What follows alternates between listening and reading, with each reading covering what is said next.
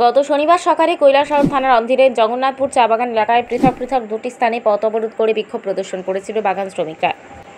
বাগান শ্রমিকদের অভিযোগ, শুক্রবার গভীর রাতে জগন্নাথপুর চা বাগান এলাকায় 1 নম্বর সেকশন, 6 নম্বর সেকশন, 12 নম্বর সেকশন ও 13 নম্বর সেকশনে 4টি সেকশনে চা পাতা গাছ কেটে ফেলে দুষ্কৃতীরা ও বড় বড় গর্ত করে রাখে এই 4টি সেকশনের প্রবেশ মুখে। পাশাপাশি 12 নম্বর সেকশনে প্রবেশ করার মূল লোহার দরজাটি জেসিবির মাধ্যমে ভেঙে ফেলে দুষ্কৃতীরা বলে বাগান শ্রমিকদের অভিযোগ। ক্ষয়ক্ষতির পরিমাণ প্রচুর। এই ঘটনার খবর পেয়ে আজ চা বাগান এলাকায় সরেজমিন পরিদর্শনে আসলেন কৈলাসহরের বিধায়ক তথা ত্রিপুরা প্রদেশ কংগ্রেসের প্রাক্তন সভাপতি বীরজিৎ সিনহা, সঙ্গে ফটিকরা বিধানসভা কেন্দ্রের সিপিএম দলের নেতৃত্ব সুব্রত দাস সহ অন্যান্যরা।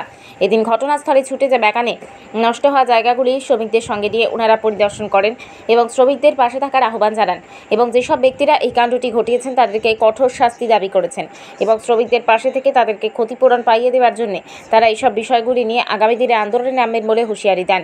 এই বাগান শ্রমিকদের দাবি শুনে যতক্ষণ পর্যন্ত প্রশাসন দোষীদের আইনের আওতায় এনে শাস্তির দাবি করেন বিধায়ক। নমস্কার আপনাকে। আপনি এই ত্রিপুরা রাজ্যের চা শ্রমিক ইউনিয়নের প্রেসিডেন্ট। তো গতকালকে দেখা গেল এখানে বিশাল অংশের মানুষ ধর্নায় বসছে, এখানে ক্ষতিগ্রস্ত হয়েছে এই শাসক দলরা। সেই বিষয় নিয়ে আপনি কি প্রতিক্রিয়া রাখবেন? প্রথমে আমি সংশোধন করে নিই, আমি চা মজদুর ইউনিয়নের প্রেসিডেন্ট ত্রিপুরা, এবং খবর পেলাম সুব্রতবাবুও ফোন করছেন, অন্যরাও ফোন করছে যে এখানে রাতের অন্ধকারে এখানে চা গাছটা উপরে ফেলাইছে এবং ড্রেনও করছে, আরও আরেকটা জায়গাতে জবরদস্তি 4টে জায়গাতে অন্যায়ভাবে। এটা হলো আমাদের শ্রমিকের পেটে লাথি মারার সমান, কারণ চার সঙ্গে আমাদের শ্রমিকরা যুক্ত রয়েছে এবং বলতে দ্বিধা নেই। লক্ষ্মী কোম্পানি এই চা বাগানটা গ্রহণ করার পর থেকে এখানে রেগুলারই পেমেন্ট হচ্ছে, কাজ চলছে। তো এখন এখানে জোর জবরদস্তি করে এটা বেআইনি করা যায় না, সে মন্ত্রী হোক আর মুখ্যমন্ত্রী হোক প্রধানমন্ত্রী হোক এমএলএ হোক, জোর করে করা যায় না। এটা আমাদের এখানে শ্রমিকরা সচেতন আছে, তারা বাধা দিছে এবং তাদের পাশে আমরা থাকবো, পাশে আমরা থাকবো। এবং কালকেও আমি ওইখানে তাদের জেনারেল ম্যানেজারের সঙ্গে কথা বলেছি, তারা বলছে ডিএমকে লিখেছি, এসডিএমকে লিখেছি, এসে বলছে এবং এই ক্ষতিপূরণ দিতে হবে এবং চা গাছ কাটতে দেওয়া হবে।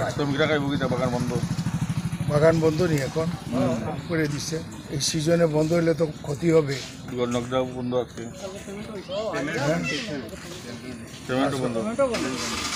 এবং একটা বিষয় হলো ত্রিপুরার চা বাগানের শ্রমিকগুলো 25,000।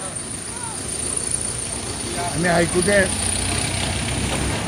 রিট পিটিশন করে সব তথ্য আমি নিচ্ছি। ত্রিপুরার চা বাগানের শ্রমিকের সংখ্যা হলো 25,000।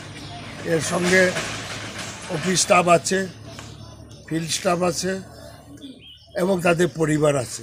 প্রায় লক্ষখানেক মানুষ এই চার সঙ্গে যুক্ত আছে। ত্রিপুরার বেশিরভাগ চা বাগান নষ্টর পথে।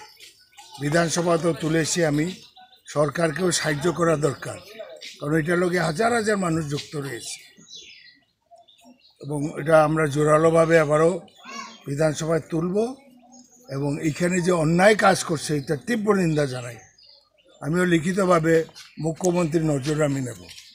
পাশাপাশি দেখা যাচ্ছে তাদের পেমেন্ট আটকে দিয়েছে, সেই বিষয়ে কথা বলবো, তাদের ম্যানেজারের সঙ্গে এখনই কথা বলবো। ঠিক।